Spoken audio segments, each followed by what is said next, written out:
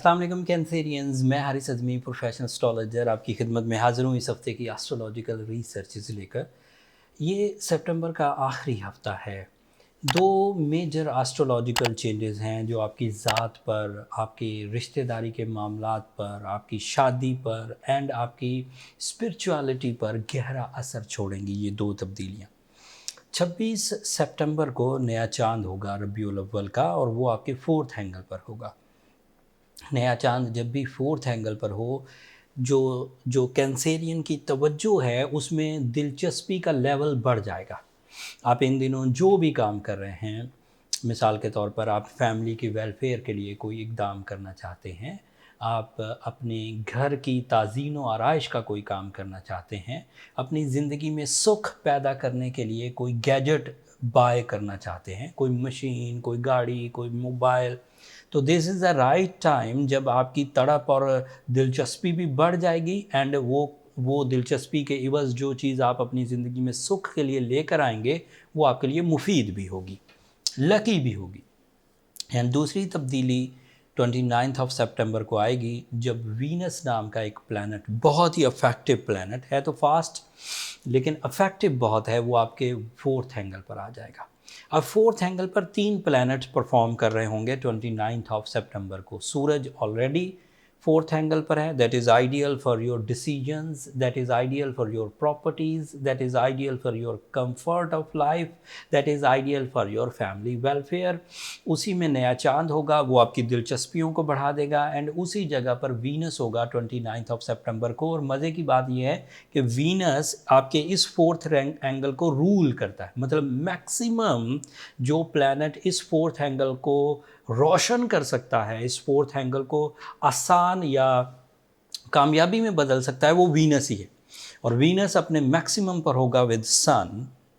Rules of astrology के मुताबिक 29 of सितंबर से शुरू होने वाला सीज़न कैंसेरियन के लिए कई तरह के बेनिफिट पैदा करेगा।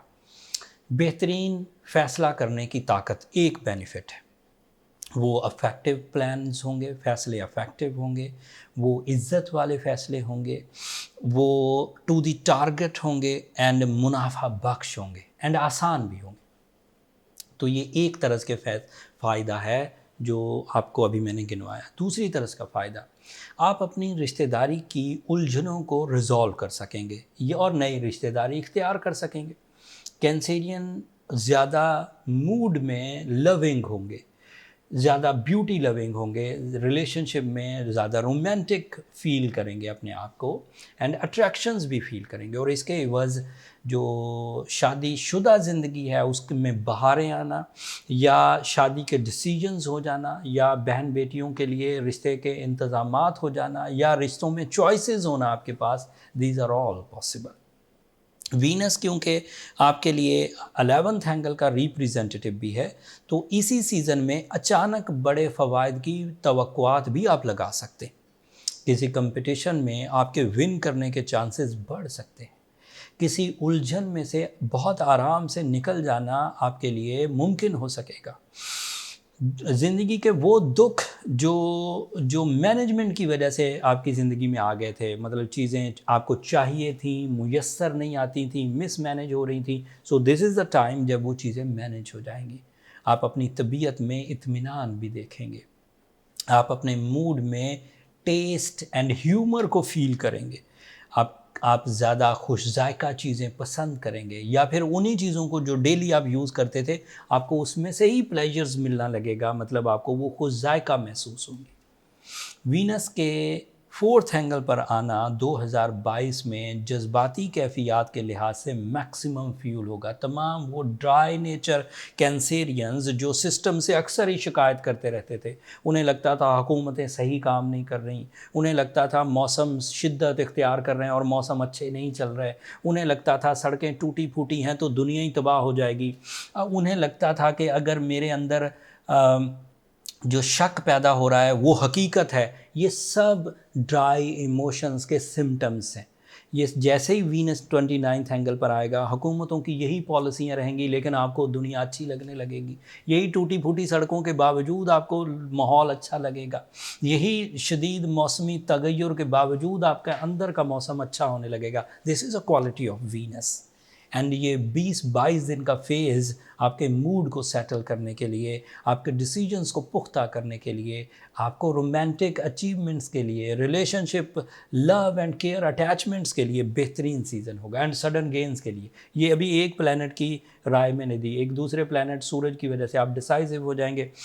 आपका रूलिंग प्लैनेट चांद 26 ऑफ सितंबर को जब 4th एंगल पर अपीयर होगा, तो उससे जो कंफर्ट या आसाइशें या आसानियाँ, नेमतें, जायके या प्लेजर्स मिलेंगे वो अपनी जगह पर, क्योंकि वो आपका रूलिंग प्लैनेट है। इससे आपकी नेचुरल एबिलिटीज़ बैलेंस होंगी, जिसको आपने ज़ाया कर दिया था। आप कॉन्फिडेंट थे, फिर कॉन्फिडेंट नहीं रहे ड्यू टू सम रीज़न। आप बहुत ज़्यादा हार्ड वर्किंग थे, फिर आप कॉम्प्रोमेटिव से हो गए। बट जैसे ही नया चांद होता है, हर नया चांद कैंसेरियन के लिए एक नई मैच्योरिटी पैदा करता है, और ये मैच्योरिटी आपके लिए नए मिशंस की तरफ आपकी तवज्जो दिलाएगी। मरकरी अभी रेट्रोग्रेड है। मरकरी की रेट्रोग्रेशन वैसे तो इस वक्त ज़्यादा शदीद नहीं है, लेकिन मरकरी की रेट्रोग्रेशन के ये आखिरी 7 दिन हैं।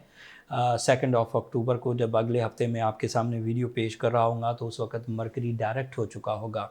मरकरी के डायरेक्ट होने से आपको क्या क्या एडवांटेजेस मिलेंगे, किन सेक्टर्स में आपको मोहतात रहना है, ये अगले हफ्ते बयान करूँगा।